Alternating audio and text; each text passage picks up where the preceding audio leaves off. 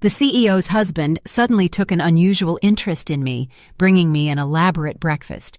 But since I was suffering from terrible morning sickness, I gave it to his personal secretary. An hour later, a blood-curdling scream tore through the office. I ran to see what was happening and froze in my tracks. That morning, I had arrived at the office early, as usual. The morning sunlight filtered through the floor-to-ceiling windows, illuminating the thick binders of reports on my mahogany desk. I had barely sat down with the intention of reviewing some balance sheets when the door to my office swung open. Trevante walked in carrying a pale blue thermal food container, a high-end model I had never seen in our kitchen. Most surprising of all was the radiant smile he wore, a warm and strangely familiar smile I hadn't seen in a long time. He placed the thermal container on my desk with a gentle thud. "Good morning, baby. Happy 3rd anniversary. I wanted to do something special for you." I looked at him, stunned, and then lowered my gaze to the container. Trevante, the man who was always busy with endless meetings and constant business trips, had cooked breakfast for his wife himself today. He unscrewed the lid of the container while explaining tenderly, "Lately, I've noticed you looking pale, and I know work is stressing you out. I got up way before dawn this morning to slow cook some chitterlings for you, your favorite soul food, to help you get your strength back. Eat them while they're hot." A dense steam rose, impregnating the air with that unmistakable, pungent aroma of chitlins stewed with spices and peppers. If I had been the Zendaya of 6 months ago, I probably would have been moved to tears by this unusual gesture of attention. But ironically, in that moment, that smell became my worst nightmare. I was secretly 3 months pregnant, and morning sickness was torturing me without mercy. Every time I smelled something strong or distinctively animal-like, my stomach twisted in spasms, and a wave of nausea rose up my throat. I held my breath, swallowed hard, and forced a smile. "Thank you, Trevante. That's so thoughtful. But I actually just had toast at the house. I'm still stuffed." Trevante seemed surprised for an instant. The smile froze on his lips before he quickly recovered his usual composure. He pushed the container toward me, insisting with patience. "Toast? That's nothing. Eat a little of this for energy. I spent the whole morning cleaning and cooking these. Don't do me like that." His words sounded soft, but they carried an invisible pressure. I looked into his eyes, searching for a glimmer of sincerity, but I only found a calculating expectation. Just when I was debating how to refuse without offending him, a knock on the door saved me. Kalisha, the new secretary hired 3 months ago, walked in with a stack of documents. She was wearing a tight pencil dress that accentuated her curves, and her face, carefully made up, radiated an air of seduction and ambition. She placed the documents on the desk, shot a flirtatious look at Trevante, and then at the container of chitlins, saying in a honeyed voice, "Oh, look at the director being so thoughtful, bringing Zendaya something to build her strength up this early. You are so lucky, Zendaya. With a husband who's a perfect 10 like this, nobody can compete." Trevante ignored her completely, looked at me to give a few final instructions, and left the office. In that moment, an idea struck me. I smiled and gently pushed the container toward her, my voice hiding a sarcasm that probably no one noticed at the time. "I just ate, and I'm absolutely full, and it would be a shame to waste Trevante's effort. Kalisha, have you had breakfast? If not, you eat it for me. The chitlins Trevante makes are delicious, and they're still steaming." Kalisha's eyes went wide with surprise, and then her expression shifted to one of jubilation, as if she had hit the lottery. She glanced at Trevante's retreating figure, checking for objections. Seeing he didn't oppose it, though he remained silent with a slightly annoyed expression, she grabbed the container with enthusiasm. In a sugary tone, she said, "Well, if you insist. Thank you so much, Zendaya. I'll eat it all, won't leave a drop. I'm sure anything the boss cooks is a meal fit for the gods." I watched Kalisha leave my office hugging the container like it was a treasure, and I felt an immense relief at escaping the imminent heave. I tried to concentrate on work, turning the pages of financial reports, but the numbers danced before my eyes and my head spun. A sense of unease grew inside me, like the heavy, dark sky that precedes a storm. I poured myself a glass of lukewarm water and took small sips to calm the baby moving inside me. 3 years of waiting, and finally, heaven had taken pity on me, granting me this little life. I promised myself I would take care of my health and not let negative thoughts affect my child. About an hour later, while I was absorbed in typing, a loud thud was heard from the common work area, as if something heavy had fallen to the floor. Immediately after, a blood-curdling scream ripped through the silence of the entire floor. It wasn't a common scream of fear, but one loaded with extreme, sharp, and horrifying pain. My heart shrank. A bad feeling washed over me. I jumped up and ran out of my office. The scene I found left me frozen. Kalisha was writhing on the floor next to her desk. The container of chitlins was overturned, its contents scattered everywhere. The penetrating smell of the stew mixed with the stench of vomit, creating an unbearable funk. Kalisha was clutching her belly tightly. Her beautiful face was now disfigured by pain, pale and drained of blood. Her eyes were rolling back, and she was foaming at the mouth, while her body convulsed uncontrollably like a seizure. But what terrified me most was that the lower part of her beige dress was slowly staining a deep crimson. It was blood, fresh blood flowing freely, soaking into the office carpet. Employees were running back and forth, panic-stricken. Screams and calls to 911 filled the air. I stood there, hands and legs trembling, a lump in my throat. What on earth was happening? Why was Kalisha like this? It was the bowl of chitlins I had given her. The thought crossed my mind like a lightning bolt, sending a chill down my spine. At that precise moment, the door to the CEO's office slammed open. Travante ran out with a look of panic I had never seen on him. He didn't run to help his employee, nor did he ask what was wrong. He stopped dead a few feet away, eyes wide, fixed on the pool of blood on the floor. I clearly saw the expression on his face change from stupor to fear and finally to a demented rage. He snapped his head up, and his gaze, sharp as a dagger, locked onto me. It wasn't the look of a husband worried about his wife seeing such a horrible scene, nor was it that of a boss pitying his employee. It was the look of a killer realizing his prey had narrowly escaped. He strode toward me and grabbed my arm with a force that made me cry out in pain. He hissed through his teeth, voice trembling with contained fury. "What did you do? Why? Why her?" That illogical and accusing question was like a bucket of ice water, snapping me back to reality. Why was he asking what I had done? Why was he so disappointed that the one lying on the floor was Kalisha and not me? I looked deeply into Travante's bloodshot eyes and felt a terrifying truth begin to reveal itself. I slapped his hand away, trying to maintain composure, and responded with an icy voice. "What did I do? I just gave her the bowl of food you cooked. What are you thinking, Travante? Were you expecting it to be me on the floor?" Travante froze, as if realizing he had said too much. He let go of my arm, took a step back, and wiped his hand over his face to hide his confusion and panic. The sound of ambulance sirens resonated from the street below, breaking the suffocating tension between us. The paramedics came up quickly, placed Kalisha on a stretcher, and whisked her away. Travante ran after them, but before entering the elevator, he turned to look at me with eyes that still distilled hatred and threat. He ordered me, "You have to come to the hospital, too. This happened because of the stew you gave her. Don't try to dodge your responsibility." I watched the elevator doors close and swallowed my tears. The husband I once loved and trusted blindly had revealed himself to be a complete stranger, a calculating and evil man. That bowl of chitlins, if it hadn't been for the nausea, and if I hadn't given it to Kalisha, the person now lying in a pool of blood would be me, and my little baby would have shared my tragic fate. A cruel truth was beginning to take shape. Travante didn't want to take care of me. He wanted to kill our child, or maybe even me. I clenched my fists so hard my nails dug into my palms. I would go to the hospital, not out of fear of his threats, but to witness with my own eyes the true face of this man. Sitting in the cold plastic chair of the waiting room, I interlaced my hands tightly to stop the trembling coursing through my body.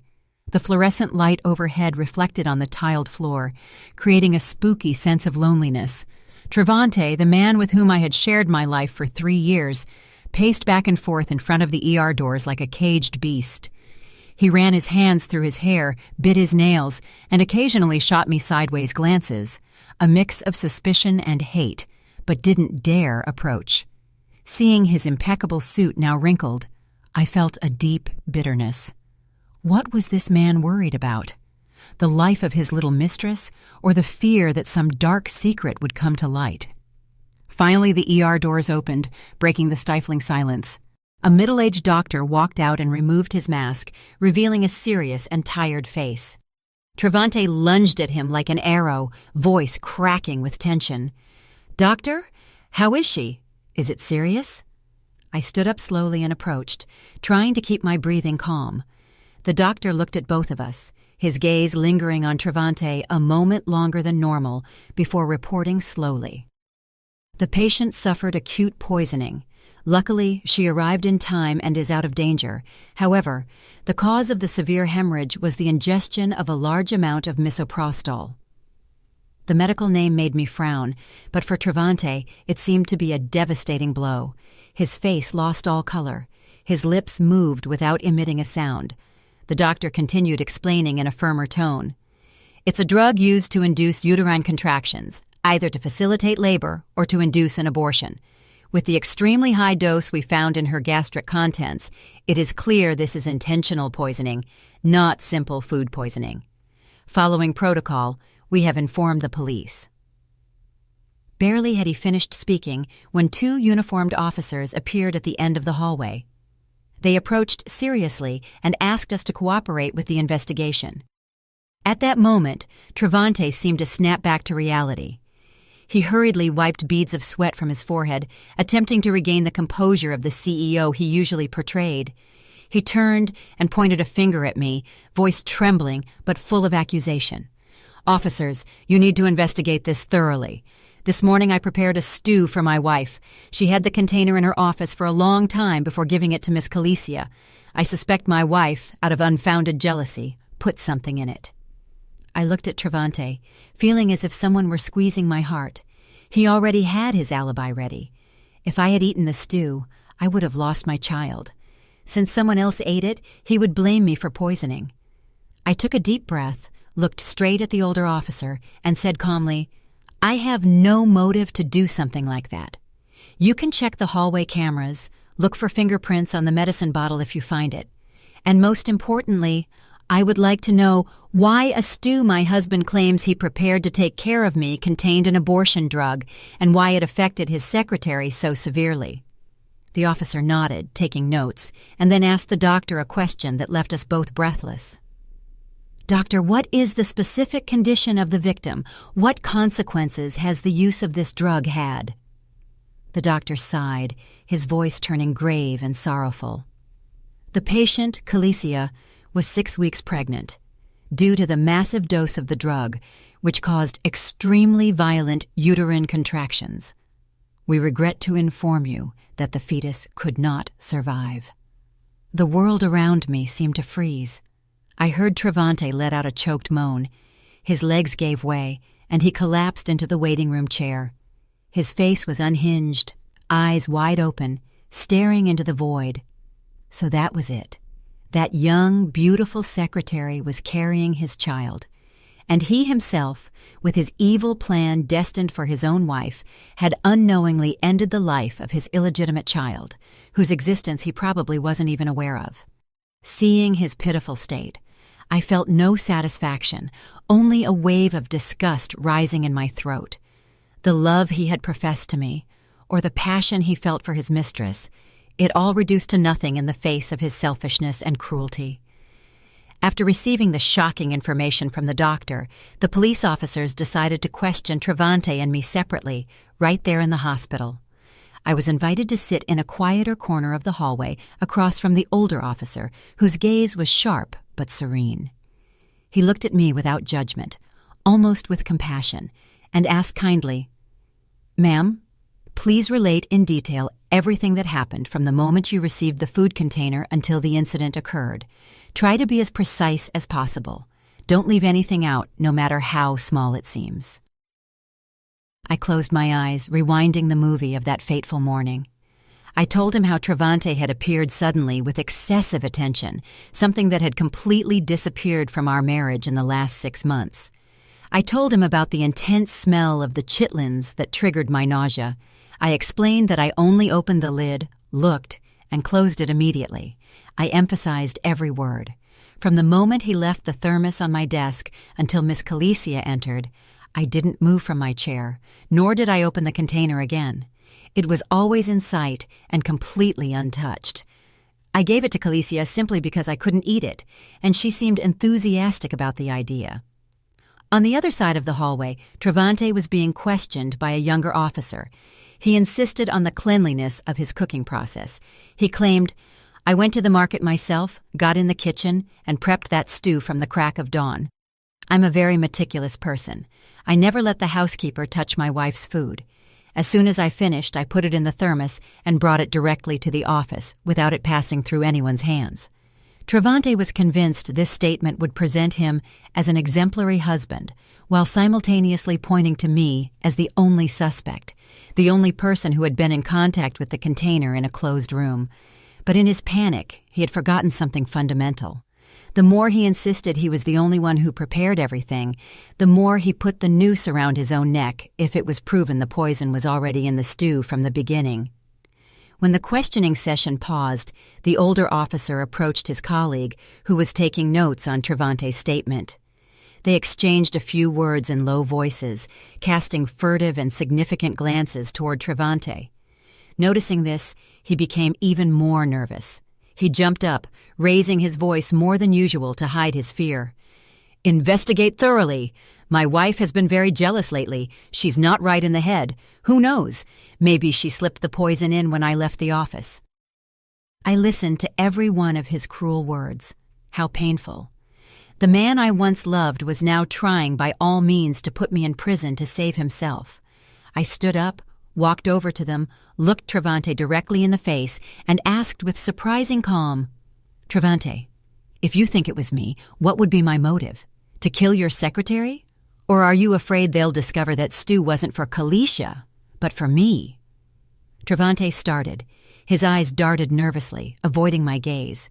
He stammered, "You? What nonsense are you talking about?"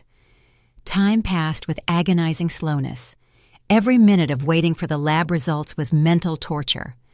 I remained seated in silence, hand resting gently on my belly, in an instinctive gesture to protect the little being caught in the eye of the hurricane. Finally, a forensic technician came out with the results in hand. He announced in a grave voice, "On the rim of the thermos and on the spoon, we found fingerprints belonging to Mrs. Zendaya and the victim, Calicia, which matches the statements. However, the crucial point is that the toxic substance was completely dissolved in the stew, impregnating every piece of meat and juice.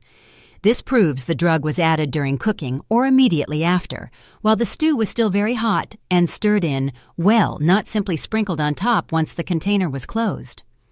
This conclusion was like a bucket of ice water for Travante, completely destroying the theory he had tried to construct to blame me.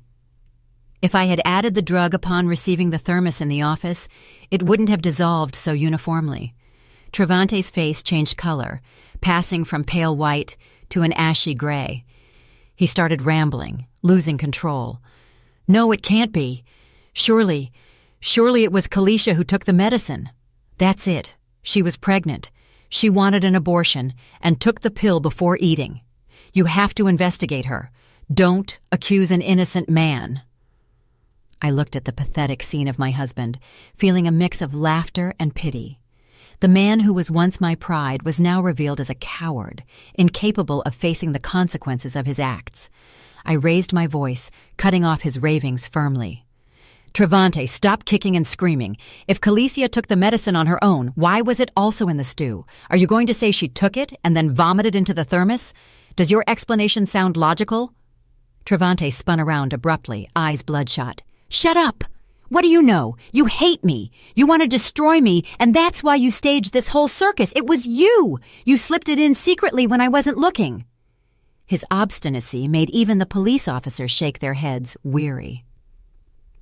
The lead officer closed his folder and looked at Travante with glacial coldness. "Mr. Travante, your statement and the forensic results present many contradictions. We need you to accompany us to the station to clarify some matters. Furthermore, we will request the recordings from your car's dash cam and the security cameras in your home kitchen to verify the preparation process you described." Hearing the word cameras, Travante jolted as if he had received an electric shock. I knew perfectly well we had a camera in the living room that pointed directly at the kitchen, and his luxury sedan had a camera recording all his trips. Those were the proofs that wouldn't lie. If he really added the drug to the stew, he undoubtedly would have left some trace. Travante's gaze wavered violently. His initial confidence had vanished completely, giving way to the naked fear of a criminal before the bench. He knew the trap he had set for his wife was now closing around his own neck. I stood up, straightened my clothes, and looked at my despicable husband for the last time before they took him away. "Travante, you once said this stew was full of your love. Now I understand that your love actually smells like poison. Luckily, fate wanted our child not to share the same luck as that poor baby." I left him standing there in the middle of the cold hospital hallway and walked away without looking back, silently thanking life for giving me a chance to survive and seek justice for myself and for the child I carried in my womb. Leaving the hospital, I didn't go home. I took a cab straight to the office. The sky was gray and leaden, with dark clouds swirling like an omen of a great storm, an exact reflection of my turbulent state of mind. Entering the building lobby, I felt curious stares and heard the whispers of the employees. The news of Calicia's poisoning had spread like a virus. Rumors were of all kinds, but the most malicious was that of the jealous boss who, finding out her secretary was pregnant by her husband, had tried to poison her to teach her a lesson. Hearing those inventions hurt like knives, but I knew I couldn't break down now. I had to be strong, stand firm to discover the truth, and clear my name. I went directly to my office and slammed the door, isolating myself from the gossip outside. Shortly after, someone knocked gently. It was Imani, my trusted assistant who had been with me since the beginning of my career. She walked in with a worried face, but a look full of determination. She placed a flash drive on my desk and whispered, "Zendaya, I did what you asked. I pulled all the security camera footage from the building and the parking garage for this morning. I found something very strange." I plugged the drive into my computer, and black and white images appeared on the screen. Imani pointed to the timestamp. "Look, Mr. Travante's car entered the garage at 7:15 a.m., but he didn't get out of the elevator to come to your office until 8:15. Normally it takes less than 5 minutes from the garage to here. Where was he during that hour? What did he do?" Imani's question froze my blood. An hour missing, more than enough time to carry out any dark plan. I looked closely at the screen, searching for more clues. Imani advanced the video to a recording from another camera in the basement emergency stairwell area. "And look at this. Pay close attention to this person." On the screen appeared the silhouette of a man in a white shirt and a mask walking in a hurry. He was carrying a fairly large black trash bag and was heading stealthily from the elevator area toward the dumpster area behind the building, instead of using the floor's trash cans. "It's DeAndre!" I exclaimed, instantly recognizing his slightly hunched walk and characteristic hairstyle. DeAndre was Travante's personal assistant and distant cousin, a man who followed his orders like a faithful dog. Why did he have to go down to throw trash away secretly via the emergency stairs at that hour? And what did that black bag contain? Was it the medicine packaging, gloves, evidence of the crime Travante wanted to make disappear after preparing his deadly stew during that lost hour? Imani looked at me with a firm voice. "I suspect there's important evidence in that trash bag. I sent someone to check the dumpster area, but the garbage truck just passed half an hour ago. However, I know DeAndre is cautious, but also very cheap. He doesn't usually throw important things into common trash immediately. He often hides them to get rid of them later. I'll send someone to follow him closely." I nodded, squeezing Imani's hand. "Thank you, Imani. Right now, I can only trust you. Be careful. They're cornered and could become very dangerous." Imani left, leaving me alone in the vastness of my office. I looked out the window. Rain was starting to fall hard, hitting the glass. Travante's web of lies and his accomplices were starting to show mortal cracks. That lost hour and DeAndre's suspicious action were the key to turning the tables. The rain outside showed no signs of letting up. Heavy drops pounded the glass, creating long trails of water like indelible scars. Sitting in my office, the light from the computer monitor illuminated my tired face, but my eyes burned with determination. Imani, my smart and efficient assistant, had just placed a thin dossier in front of me, though its weight was immense.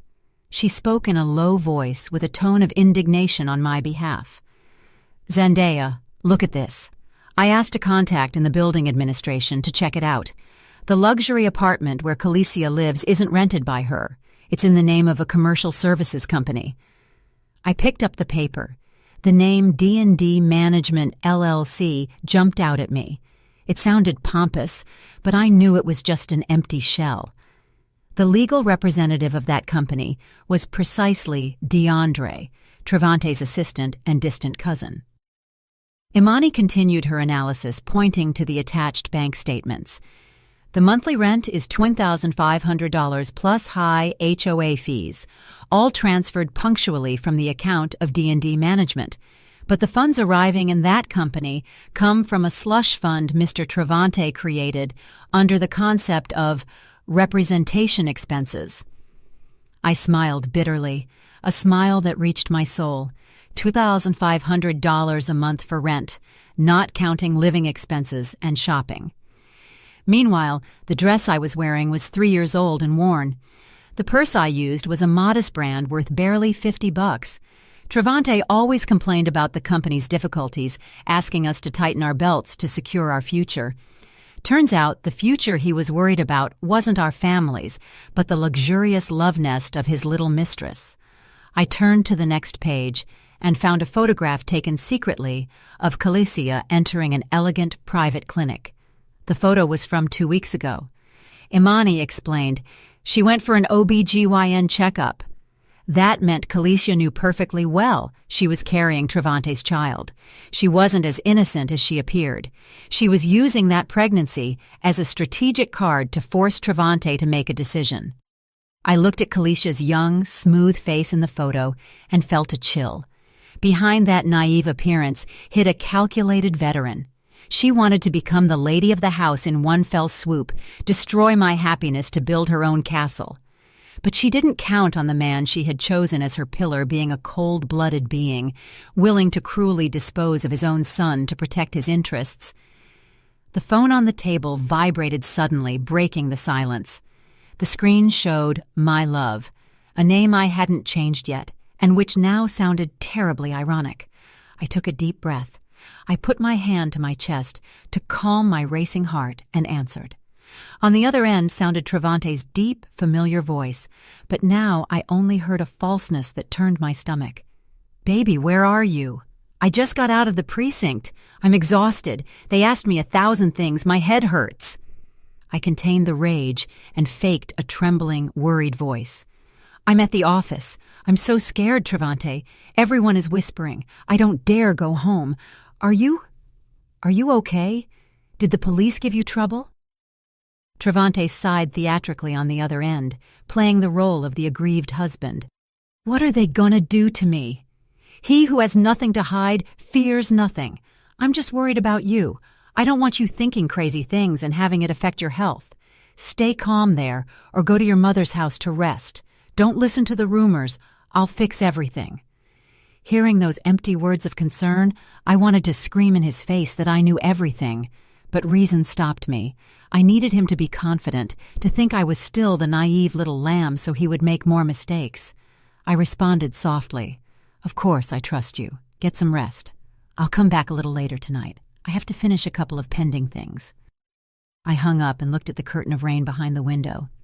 Travante, you think you control the game? You're wrong. Night fell, and the city lit up with a vibrant glow, but that shine couldn't hide the dark corners of the human heart. I received a message from the private driver I had sent secretly, informing me that Kalicia's mother, Mama Hattie, had already arrived at the bus station. She had taken the first Greyhound from her small town in rural Alabama as soon as she heard her daughter had suffered an accident. I instructed the driver to take her to a modest but clean hotel near the hospital, and I emphasized not to take her to see her daughter yet, as visiting hours were over. It was better for her to rest after the long trip. I arrived at the hotel past 9 p.m. As soon as I entered the lobby, I recognized Mama Hattie. She was sitting, huddled on a sofa, a petite and thin figure in a simple brown dress. She wore worn-out sneakers, and next to her were 2 large cloth bags filled to the brim. Surely they were fresh produce, collard greens, maybe sweet potatoes. Humble gifts a poor mother had brought with effort for her daughter. The image moved me, reminding me of my own grandmother down south, just as hard-working, sacrificing everything for her kin. Seeing me approach, Mama Hattie stood up nervously, clasping her hands, cracked and weathered by work. I smiled, took her hand, and said kindly, "You're Kalicia's mother, right? I'm Zendaya, Kalicia's boss at the company. I knew you were coming and wanted to make sure you were okay, that you had eaten and had a place to rest." Mama Hattie's eyes filled with tears, and her voice, thick with a heavy southern accent, trembled. You're my Kalicia's boss? Lord bless my soul. You are very good, child. I don't know what foolishness she must have done to end up like this. At home, she's a very good, hard-working girl, you know. I helped her sit down and poured her a glass of water. Seeing the love and pride in her eyes when talking about her daughter, I felt a knot in my stomach. She didn't know her good and hard-working daughter lived in a luxury apartment that she, working her whole life, couldn't even dream of, that she used designer bags whose value equaled her entire fortune. I asked gently, "Does Miss Kalicia call you often? Does she tell you things about her life or work?" Mama Hattie responded with sincerity, "Of course she does, calls me all the time. Says they treat her real good at the company, that the pay is good, and she lives in a free company dormitory that's real nice. Every month she sends me $100 for my medicine and tells me not to worry, that she wants for nothing." Hearing this, I couldn't help but sigh. $100 for her mother, but willing to spend thousands on a whim to please her lover. How fragile and false was that filial devotion. I decided Mama Hattie had to see the truth, even though I knew it would be cruel for her. I feigned surprise. "Oh? She told you she lived in a dormitory? I thought Kalicia had rented a luxury apartment in Buckhead. That's a very expensive area. Rent for 1 month there equals a year of a worker's salary, and I see her often with designer things. The other day she was carrying a purse that I heard costs almost $2,000. Mama Hattie froze. Her cloudy eyes opened wide, full of confusion. What? What are you saying? $2,000 for a purse? That can't be. My girl is very thrifty. She hates throwing away even a torn shirt, and she told me she lived in the company dorm. I patted the back of her hand gently and lowered my voice in a tone full of insinuation. Surely Kalicia didn't want to worry you, and that's why she didn't tell you the truth. But you rest easy. Tomorrow I'll take you to the hospital and you can talk to her to clear everything up. I just worry that being so young and pretty in a city full of temptations, someone might take advantage of her and ruin her life." My words planted a seed of doubt in that mother's heart. Mama Hattie sat absorbed, staring into the void while her trembling hands played with the hem of her dress. She was starting to realize her little girl had become a stranger, hiding terrible secrets. I left the hotel with a heavy heart. I didn't want to hurt her, but she was the most important witness, the only person who could wake up Kalicia's conscience, and, at the same time, the leverage I needed to unmask Travante. In this war, everyone would get hurt, even the most innocent. The next morning, just as I was leaving the garage to go to the office, a figure blocked my path. I slammed on the brakes with my heart in my throat. Looking closely, I saw it was DeAndre. He was there, looking furtive, glancing around as if fearing someone would see him. He tapped gently on my car window, signaling me to talk to him. I rolled down the window just enough to hear him, keeping a safe distance. "Mrs. Zendaya, can I have a minute? I have something very important Mr. Travante asked me to hand-deliver to you." His voice was a trembling whisper. I smiled with disdain and unlocked the door just enough for him to slip into the passenger seat. In the confined space of the car, I perceived a sour smell of sweat and stale tobacco emanating from him. He was clearly very nervous. He pulled a thin file from his jacket, left it on my lap, and withdrew his hand as if burned. "What is this?" I asked with a cold voice, without even looking at him. It's an old medical record of Miss Kalisha that Mr. Travante found this morning," DeAndre stammered, sweat beading on his forehead. "Inside here, right here, is a receipt for the purchase of a medication, an abortifacient she bought yesterday at a shady pharmacy. The boss says, take this and give it discreetly to the police, saying you found it by chance in a drawer of Kalisha's desk. That way Mr. Travante will be free of suspicion and you won't be implicated either." I took the file and opened it slowly. Inside was a superficial medical report and a crumpled receipt.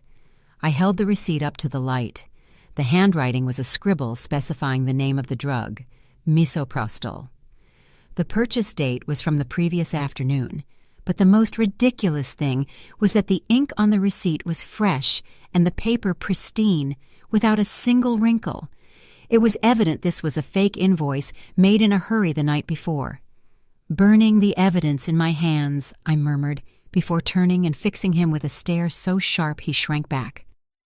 "You and Travante think I'm stupid. The ink on this receipt hasn't even dried. You're asking me to give this to the police? That's like asking me to confess I falsified evidence. Or maybe what y'all want is to blame Kalisha for buying the drug and committing suicide out of depression, so Travante walks clean, and I take the blame for knowing and not stopping it." DeAndre paled. His lips trembled uncontrollably.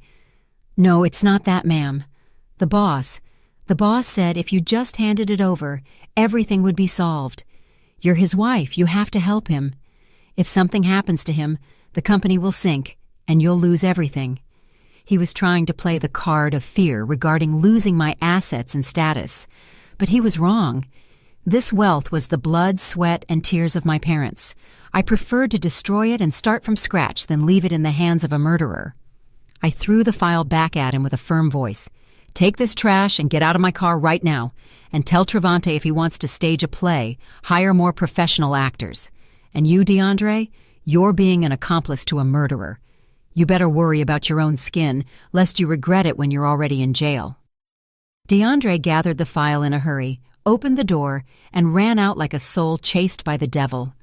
Watching his pathetic figure disappear behind a concrete pillar, I knew Travante was desperate. He was drowning in the mud he himself had created, and the more he struggled, the tighter the noose got. This clumsy farce not only wouldn't save him, but was also further proof of the cruelty and baseness of a despicable husband and boss. Back in my office, I called Amani immediately. The atmosphere in the office had become as tense as a command post in the middle of battle. Amani placed her laptop on the desk, face lit up with the excitement of someone who just found treasure. "Zendaya, just as you suspected, I reviewed all of Travante and DeAndre's call logs from the last week. There's an unknown number that appears with alarming frequency, especially the night before the incident. I investigated and found out who it belongs to. You're not going to believe it. It's Soraya." "Soraya." I searched the name in my memory. Imani added quickly, "Soraya was Travante's classmate in college. Now she's a pharmacist and works as a rep for a big lab. According to some old girls from HR, she had a fling with Travante back in the day, but they broke up when he married you. I didn't imagine they had reconnected. A pharmacist, an ex-girlfriend, and secret calls at night." All the loose pieces started fitting into a complete picture. Travante couldn't buy that restricted drug himself for fear of being discovered, so he turned to Soraya. Maybe he cajoled her with promises of money, or rekindled old feelings to convince her to help. "Did you find any proof they met?" I asked, heart beating 1,000 miles an hour. Imani nodded. Her fingers slid quickly across the keyboard. "Here it is. I hired a private investigator to pull security footage from the area near DeAndre's fake company. Look at this corner of the screen." On the monitor appeared a black and white video of somewhat blurry quality, but sufficient to recognize the people. A family car stopped in a discreet corner. DeAndre got out and looked around. Shortly after, a tall woman with sunglasses approached. It was Soraya. She handed DeAndre a small package wrapped in newspaper. He took it, pocketed it quickly, and both separated in a hurry. The date and time on the camera corresponded to the afternoon before the incident. "A small package wrapped in newspaper," I murmured, without taking my eyes off the screen. "That's the poison. Soraya is the one who provided the weapon to Travante." I turned to Imani with a steady gaze. "Imani, this is the weakest link in their chain.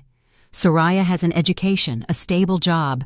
She could do this for money or love, but I'm sure she's not a professional criminal. She'll be terrified if she finds out she runs the risk of going to jail for complicity in attempted murder." Imani caught my drift instantly.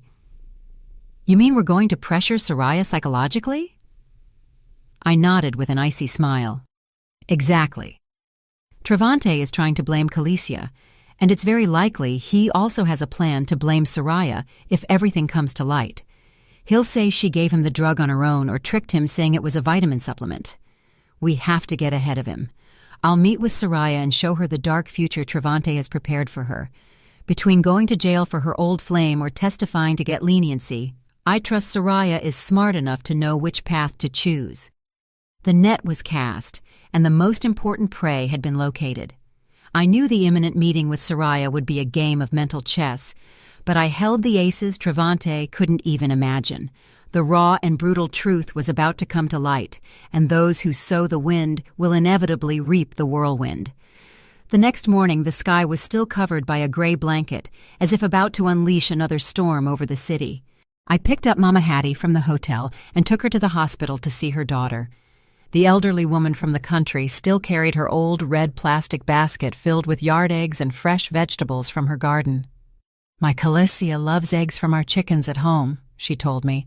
"Says the city ones smell fishy and ain't as tasty." Listening to her shrank my heart. A mother's love is immense like the ocean. But her daughter had traded that love for the vanity and luxury of the city. Entering the hospital room, the intense smell of disinfectant made Mama Hattie wrinkle her nose and hesitate before entering. Calicia had been moved to a regular room. She lay in the white bed, pale and gaunt like a withered leaf.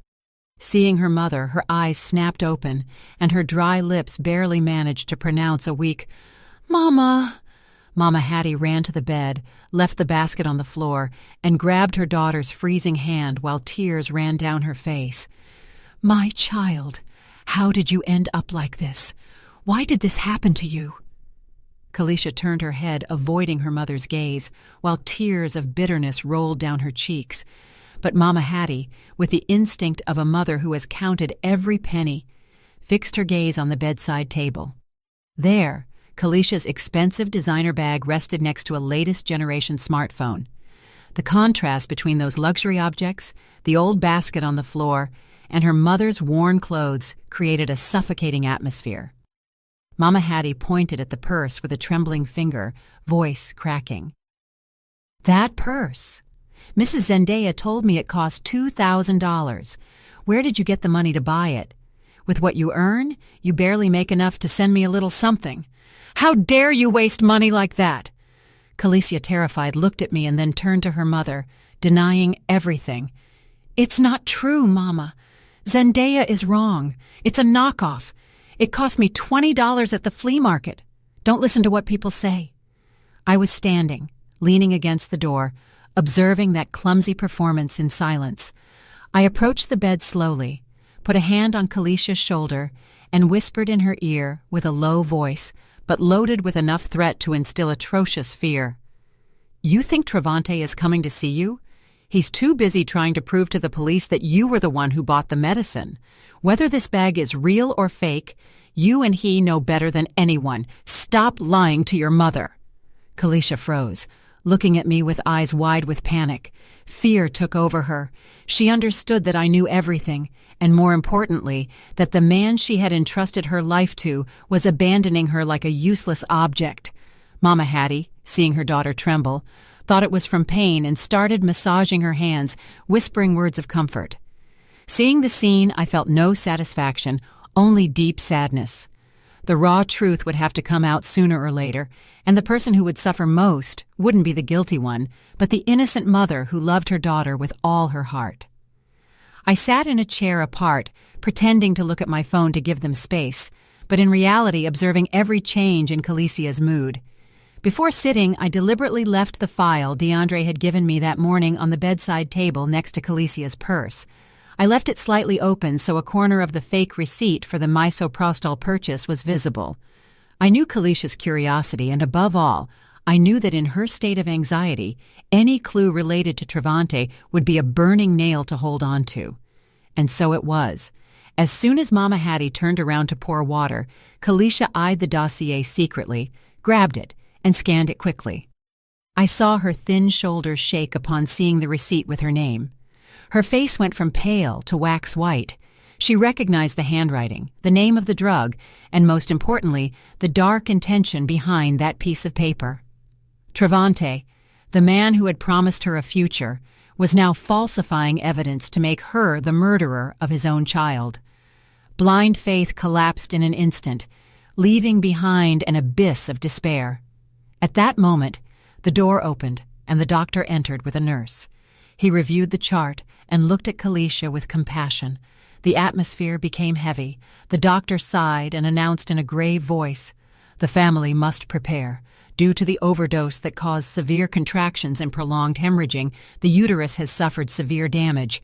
We have done everything possible, but her ability to be a mother in the future is practically nil." The news fell like a lightning bolt. Mama Hattie collapsed to the floor, crying inconsolably.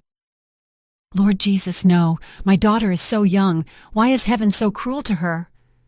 The old woman's crying was a heartbreaking wail. Kalisha, motionless in bed, stared at the ceiling with empty eyes, not shedding a tear. The pain had exceeded her capacity to feel. No child, no possibility of being a mother, betrayed by her lover. Everything had collapsed at once, destroying her life. I approached to help lift Mama Hattie, heart shrinking. I looked at Kalisha and saw in her empty eyes the remains of her broken dreams. I leaned toward her again and whispered with a cold voice full of bitterness. "You see? This is the price of stealing another woman's husband. The price of those luxury bags is very high. Not only has he snatched your child, but also your future as a mother. Do you still want to protect him?" Kalisha turned her head and looked at me. Her lips moved, and in her eyes shone a deep hatred. I left the hospital with my soul in suspense and drove to the place I had agreed upon with Soraya. It was a discreet coffee shop in an alley, elegantly decorated and, most importantly, equipped with a security camera system that recorded every corner clearly. I chose a table in a corner from where I could see the entrance without losing privacy. I stirred my orange juice, trying to calm my mind before the storm that was approaching. At the agreed time, Soraya appeared. She entered with the sophisticated and haughty air of a successful woman. She wore a wine-colored silk dress that accentuated her skin and figure, a designer bag, and sunglasses covering half her face. She inspected the place and stopped upon seeing me. A half-smile of contempt was drawn on her lips. She approached, sat in front of me with arrogance, and took off her glasses, revealing eyes sharp and made up with care. "Hello, Zendaya," she said with a sweet but sharp voice. "I didn't expect the model wife to summon her husband's ex to a place like this. What are you looking for me for? Need advice on how to keep a man? Although it's curious. How do you keep him so bored that he has to come vent to me?" Her words were a deliberate provocation, an attempt to hurt me to see my reaction.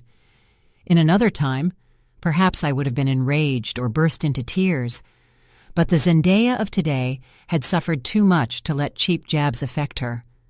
I looked at her calmly and smiled slightly. Soraya, I haven't called you to make a scene of jealousy or fight for a cheating man. A man like Travante, I gift him to you if you want. I'm here to save you from an imminent disaster before you become a criminal. Soraya let out a laugh that resonated in the silence of the shop. You save me? That's a joke. What do you need to save me from? I have money, a career, freedom. Worry about yourself. Without arguing, I took out my phone and opened the photo the detective had obtained from the security camera. I slid it across the table, voice hardened. Look closely at this. The day before yesterday afternoon, in an alley near DeAndre's office, you met with him. The little package wrapped in newspaper you gave him, what was in it? Vitamins or misoprostol? Soraya's smile vanished instantly. She picked up the phone and stared at the photo with trembling hands. Her face changed color, and not even the thick layer of makeup could hide the panic in her eyes. The cigarette she was about to light fell onto the table. She looked up, voice breaking, having lost all confidence. Where did you get this? I was just giving DeAndre some documents. Don't accuse me falsely. I looked her directly in the eyes. Documents that need to be wrapped in newspaper and delivered secretly? Soraya, I know you're a pharmacist. You know better than anyone the regulations on restricted drugs. The police aren't stupid. As soon as they trace the origin of that batch, do you think you'll be able to escape? Soraya sank into her seat. Her initial arrogance had vanished, leaving only a terrified woman on the edge of the abyss. She knew I had her. It was time to deliver the coup de grace. I leaned back in my chair and lowered my voice to a tone that was both a threat and an offer. Soraya, do you think Travante will protect you? This morning, he ordered DeAndre to falsify evidence to blame Kalisha. If the police get to him, what do you think he'll declare? He'll say that you, jealous and spurned, tricked him into buying poison to hurt his wife. Soraya shuddered, eyes wide with horror. She knew Travante's selfish nature too well. I continued my psychological attack. You have money, beauty, a brilliant future. Do you want to exchange all that for a sentence for complicity in attempted murder? How much did Travante promise you? 50,000? 100,000? Do you think that money will buy your freedom or dignity when you get out of jail with a criminal record? Every question was a hammer blow to her mind. She covered her face and broke down crying, shoulders shaking with sobs. Her facade had collapsed, exposing her weakness and late regret. I don't want to go to jail, she sobbed. I just thought it was a normal abortion pill. Travante told me his wife, meaning you, was pregnant by another man, and he wanted to get rid of the baby to get a divorce.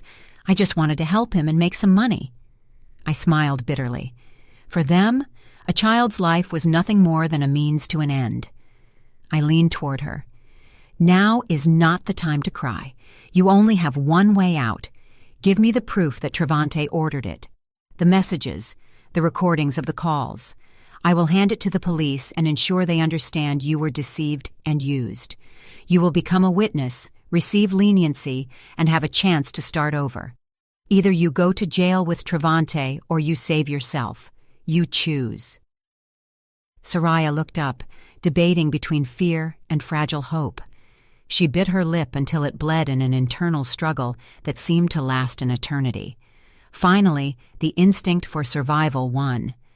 She opened her designer bag, took out a small silver flash drive, and pushed it toward me as if it were burning coal. Here, everything is here, she said with a hoarse voice.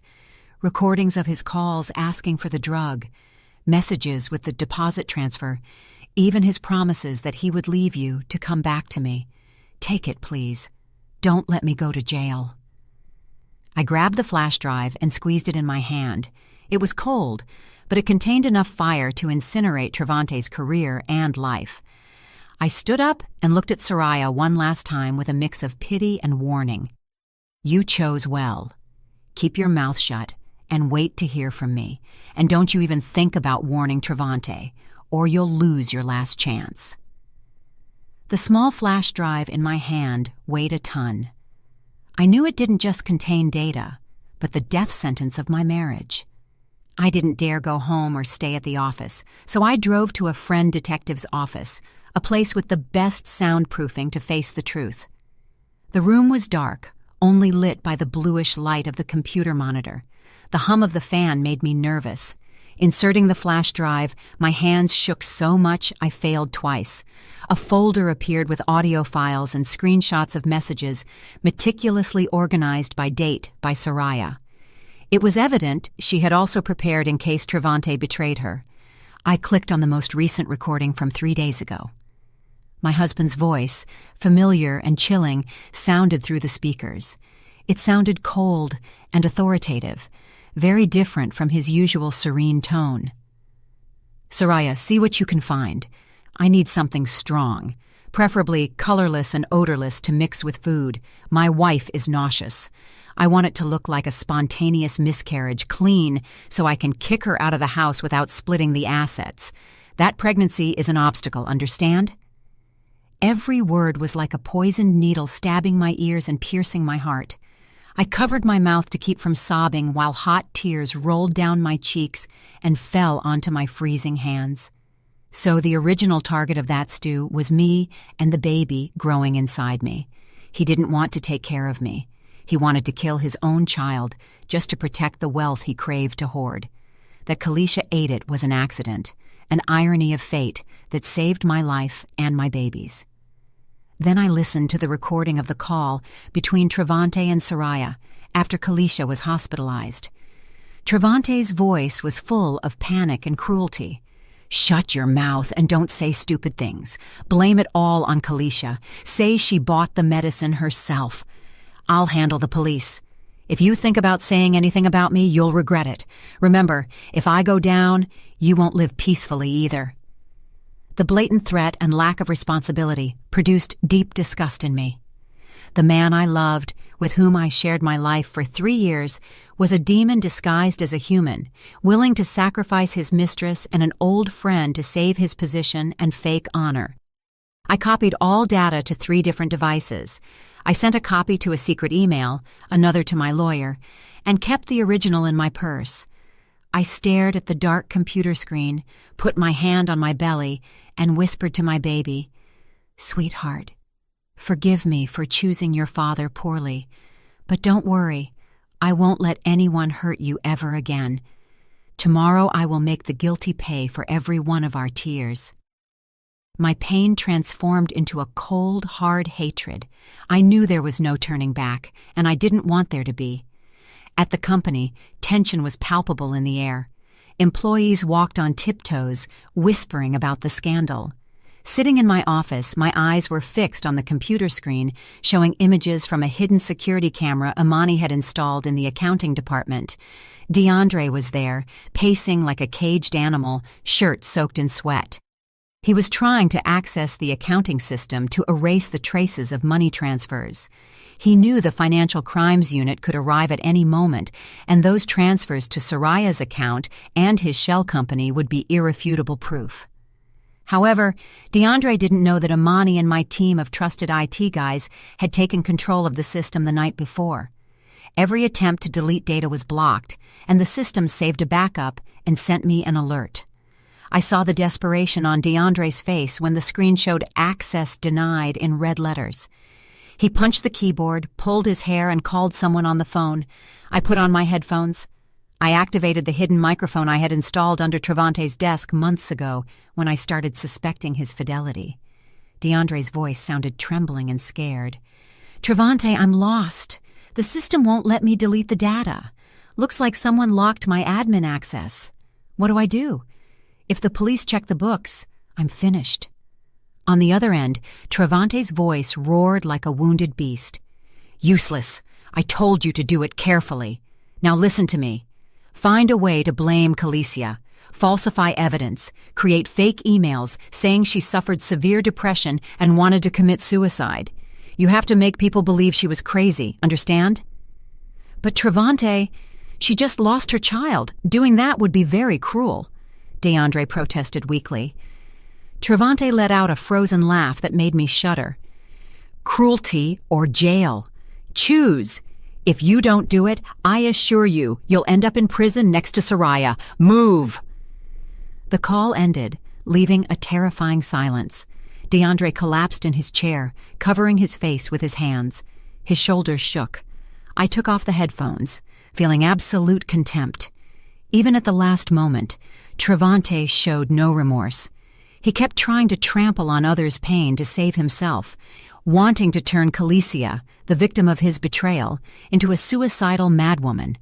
The news that Trevante and DeAndre were spreading the rumor that Calicia had tried to commit suicide out of depression spread quickly through the company and, of course, reached Mama Hattie's ears. The humble woman from the country who had spent her life working the land transformed into a lioness defending her cub. She burst into the company lobby at lunch hour when it was full of people. She wore her worn clothes and old sneakers, but her face reflected uncontainable fury. Crying and shouting with a voice broken by pain, she clamored, "Where is that wretched director? Come out here! You deceived my daughter, ruined her life, and now accuse her of wanting to kill herself. God sees everything, and your punishment is coming." The security guards tried to stop her, but no one dared be rough with an old woman suffering like that. The crowd gathered, whispering and recording with their phones.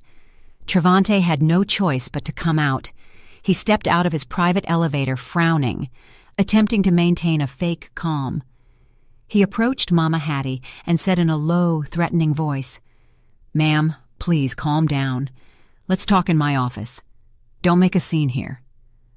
Mama Hattie looked at him with bloodshot eyes and pointed her finger at him. "I ain't going nowhere. Whatever you gotta say it here so everyone can hear. You say my daughter wanted to kill herself? My child loves life. She was sending me money to fix up the house. Why would she want to die? It was you hypocrite, who drove her to this."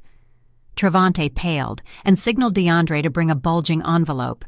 He shoved it into Mama Hattie's hand and whispered, "Here's $5,000. Take it for your expenses and take her back to the country. Don't make things harder for me. I'm a victim here, too." From the mezzanine, I witnessed the whole scene with a shrinking heart. $5,000. Was that the price of dignity, health, and the future of a young woman? Mama Hattie opened the envelope. Seeing the bills, she let out a bitter laugh and suddenly threw them in Trevante's face. The bills flew through the air like dry leaves. "I'm poor, but I ain't selling my daughter's blood," she screamed with a wail that silenced the entire lobby. "Your money is dirty. I'm going to report you. I'll report you to the end, even if I have to sell my house to give my daughter her honor back." Trevante stood paralyzed in the rain of money, red with humiliation and rage. The crowd started pointing at him, casting looks of contempt. In that moment, I knew Trevante had lost. He could buy many things with money, but not the pride of a mother who loves her child. The image of those bills falling would be an indelible stain on his life. After the scandal at the company, I went home at dusk. The enormous house was dark, cold as a tomb. I found Trevante in the living room, sitting on the sofa with a glass of whiskey in hand, staring into the void. Seeing me arrive, he didn't lift his head. "You're back," he said with a hoarse voice. "Quite a show today at the office." "No. You must be satisfied seeing me humiliated by an old country woman in front of all the employees." I turned on the light. His face was gaunt and pale. I left my purse on the table and responded calmly. "I'm not satisfied. I'm sad. Sad that you let things go this far. Why did you give her money? That's like admitting your guilt." Trevante let out a bitter laugh and downed the whiskey in one gulp. "What do you know? In this world, what isn't fixed with money is fixed with a lot of money. That old woman is stupid, that's all." He went to the kitchen and returned with a glass of warm milk. He placed it in front of me, and his voice became strangely soft. "Forget the office. Drink. This will be good for you. I've noticed you looking very thin lately. I worry about you. It's imported milk, very good for pregnant women. Well, for women." The word pregnant froze my heart. Was he testing me or trying to poison me again? I looked at the steaming glass of milk as if it were a cup of venom. I picked it up, feeling the heat in my hands, and looked him directly in the eyes. "Travante, remember the Chitlins the other day? You also said they were to take care of me, and Kalisha almost died. This glass of milk. Are you sure it only has milk?" His face changed. The smile vanished. He stepped back with a wavering gaze. "What? What are you saying? You suspect me? I'm your husband." I smiled bitterly, stood up, and walked with the glass toward a potted plant in the corner of the room. Slowly, I poured all the milk into the soil under Travante's stunned gaze. "I don't suspect you," I said with an icy voice. "I just fear it might agree with me as badly as it did Kalisha. The plant needs nutrients, too. Let's see if it's still alive tomorrow." The sound of the glass hitting the table was dry and resounding. Travante stared at me. In his eyes, there was no longer falseness, but pure terror. He knew. He knew I knew everything. The charade of the happy marriage was over. That would be the longest night of our lives, because at dawn, the real storm would unleash and sweep away the remains of our rotten marriage. The next morning, I woke up earlier than usual and dressed with care in front of the mirror. Today wasn't just a shareholders' meeting, it was a funeral, the funeral of my 3-year marriage and the farewell to the traitors in my life. Entering the company, silence was almost absolute. Everyone seemed to feel the storm approaching. I went directly to the large boardroom, where the shareholders and the board of directors were already gathered. Travante presided over the table. His gray suit seemed too big for him, and dark circles betrayed his anxiety, though he tried to hide it by tapping a pen rhythmically on the table. Seeing me enter, his gaze flashed with suspicion, but he quickly looked away. He cleared his throat and signaled DeAndre to start the meeting. The main topic was the approval of an eco-resort project, a project Travante had presented as a golden opportunity, but which I knew was a cover to siphon funds from the company to his shell companies and empty the coffers before our divorce. DeAndre presented the project with a trembling voice, sweating despite the air conditioning. Shareholders whispered. Some frowned at the implausible figures. When the time came to vote, Travante stood up, trying to sound firm. "Gentlemen, this is a unique opportunity. I propose you trust the vision of this board and approve the resolution." Just as he was about to raise his hand to vote, I stood up slowly. The sound of my chair scraping the floor caught everyone's attention. I looked at Travante steadily and said with a calm but glacial voice, "One moment, Mr. CEO, fellow shareholders. Before talking about how to spend the company's money, I think we should talk about the moral integrity and legal capacity of the person managing it." Travante slammed the table. "Zendaya, this is a strategic meeting, not a schoolyard to air your personal problems." I didn't flinch. Travante, having an affair and a child outside of marriage is a personal matter. But using company money to maintain your mistress, creating shell companies to launder capital, and, what is gravest, buying illegal substances to harm others, that is a legal matter that concerns the survival of this company. The shareholders present here have the right to know if their money is in the hands of a CEO or an alleged criminal. The room erupted in a murmur of astonishment. Travante, pale, pointed at me trembling, unable to articulate a word. Before he could react, I signaled Imani to connect my laptop to the projector. The big screen behind Travante lit up. First, the bank statements showing transfers to Kalisha's accounts and DeAndre's company, figures of hundreds of thousands of dollars highlighted in red. Then the screenshots of messages between Travante and DeAndre. The shareholders, even those who supported him before, shook their heads with looks of disappointment and anger.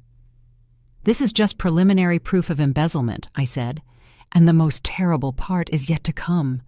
I clicked on the audio file Soraya had given me. The room fell into sepulchral silence. Travante's unmistakable voice resonated cruel and cold.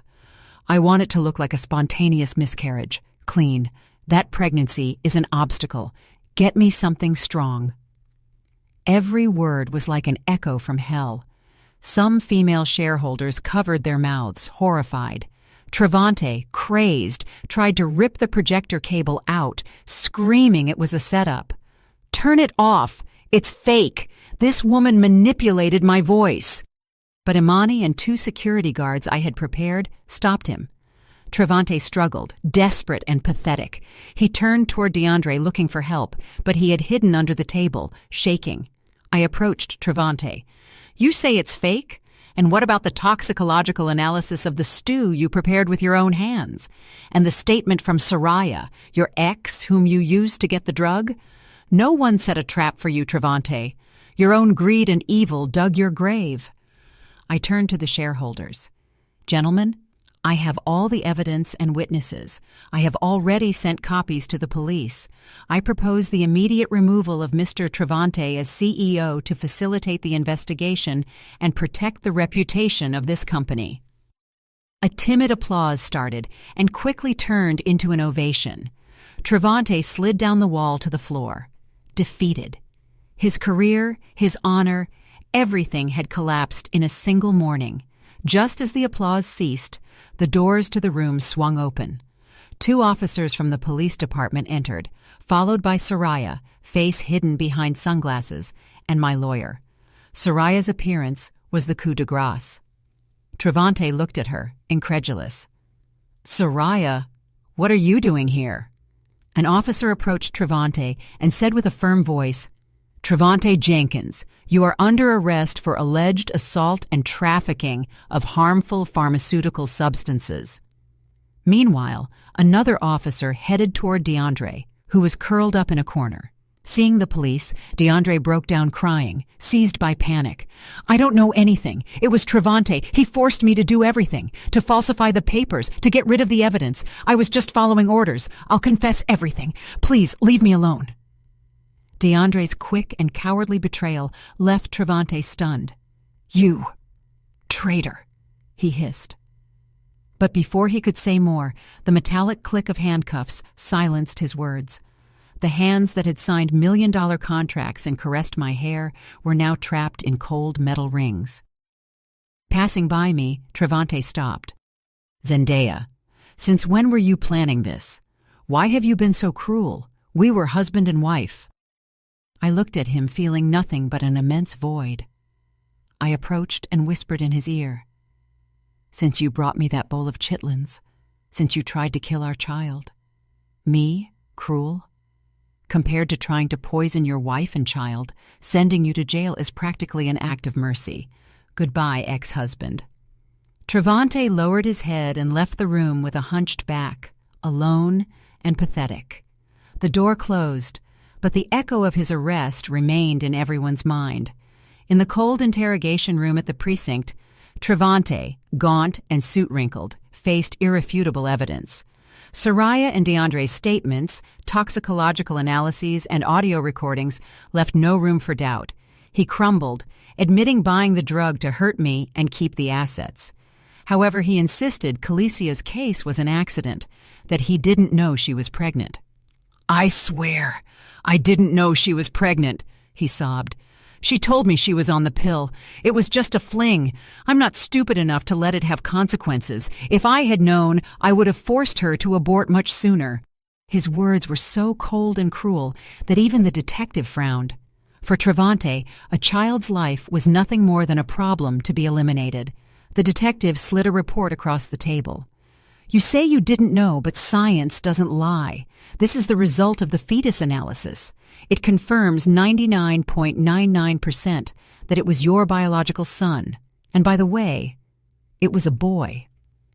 Travante grabbed the paper, trembling. His eyes locked onto the words, "Paternity confirmed." "A boy. It was a boy," he murmured, before banging his head against the table and letting out a scream of animal pain. He cried, but not out of regret, but for the loss of the male heir he craved so much. His family had always looked down on women, and one of the reasons he hated me was because he assumed my baby would be a girl. Behind the one-way mirror, I watched it all, feeling a chill. Even at his lowest moment, he only thought of himself and his backward ideas. Human life, Even his own blood meant nothing to him. Fortunately, that poor child didn't have to be born to call a man like him father. I turned around and left, thanking heaven for protecting my daughter. Kalisha was discharged a week later. Doctors told her she had saved her life, but could never be a mother. Since her luxury apartment was sealed by the investigation, Mama Hattie had to take her to a damp, narrow rental room on the outskirts. Before they returned to the country, I went to visit them. The smell of mold hit me at the door. In the tiny room, Kalicia sat in a corner with messy hair and empty eyes, a shadow of the elegant woman she was. Mama Hattie was packing old clothes into a cloth bag. Seeing me, she wiped her tears. "Mrs. Zendaya, we're leaving. We don't want to bother you anymore. My daughter knows she did wrong."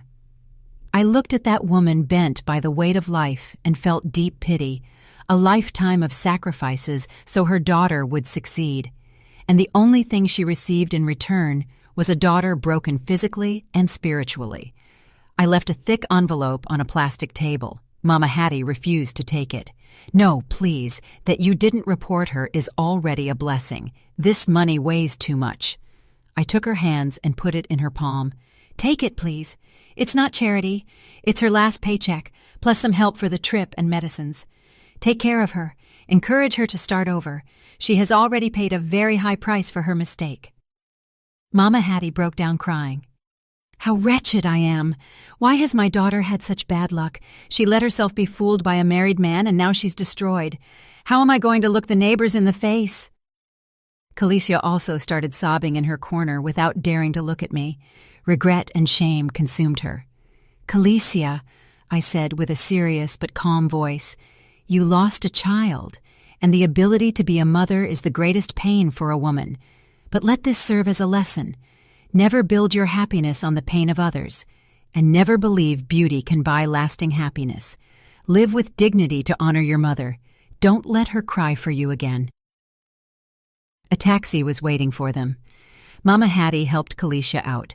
Kalicia looked at the city one last time with eyes full of tears. The place that was once her promised land was now the setting of her worst nightmare. I watched them drive away, hoping the peace of the country would heal her wounds, though I knew the scars would remain forever. After Trevante's arrest, the company was plunged into chaos. Employees were disoriented, partners suspicious, and stocks in free fall. As the majority shareholder and holder of key evidence, the board elected me interim CEO. My first measure was to fire Trevante and DeAndre's entire trusted team. I wanted to clean the company of corruption and lead it with transparency and honesty. I organized a press conference, apologized publicly, and committed to floating the company. My sincerity and determination managed to restore part of the market's confidence. Seeing the financial charts starting to recover, I sighed relieved and whispered to my baby, "We did it, sweetheart. Your grandfather's legacy is safe." But the calm didn't last long. That afternoon, my mother-in-law, Mrs. Beatrice, burst into my office fuming, dressed in silks and jewelry. Her face was red with anger. "Viper! Evil woman! You put my son in jail to keep everything. My son is a good man. He is incapable of killing anyone. You set a trap for him." Calmly, I asked my secretary to leave and close the door. I looked at the woman I once called mother, now turned into a blind and cruel mother-in-law. I offered her a glass of water. "Calm down. You say your son is a good man? Good enough to buy poison to kill his own grandchild?" Mrs. Beatrice was left speechless, but insisted. "Don't slander him. He didn't know the other one was pregnant. It was a mistake. Men are like that.